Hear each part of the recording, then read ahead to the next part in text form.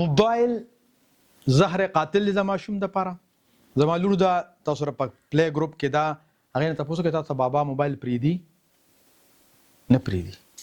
هر هغه ویډیو چې هغه د ماشومانو ویډیو ده یا ما هغې له جوړه کړې وي یا څه وي نو که زه هغه هغې ته ښیم نو ورته وښیم دیټس اټ.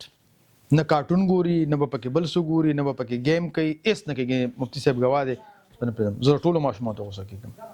نو دا مور پلار له پکار دي چې ماشوم د موبایل نه بالکل لرې ساتي او دلته هم پکار دی چې ماشوم موږ د موبایل نه لرې ساتو.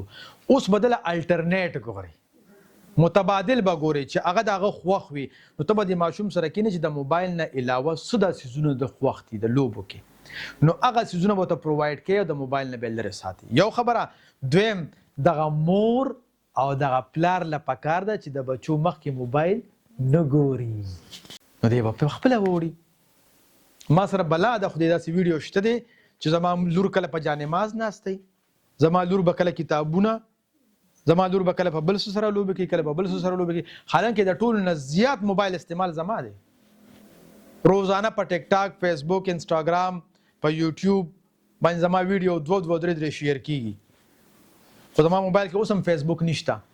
دا څنګه کېږي دا یې پرې یو ټیم ډیولپ شي بس هغې پېښه او د هغې کار پوه شه.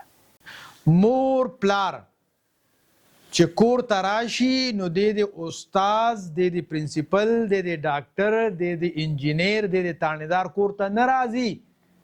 دی د بحیثیت یو پلار راشي نو چې دی بحیثیت یو پلار راشي نو دی به بیا هلته موبایل د ضرورت وخت کې چې استعمالي خو ځان له بیا استعمالي. ادروایز دی د فل ټایم خپل بچو ته توجه وکړي. تاسو وګورئ چې دا بچي موبایل پرېږدي که نه پرېږدي.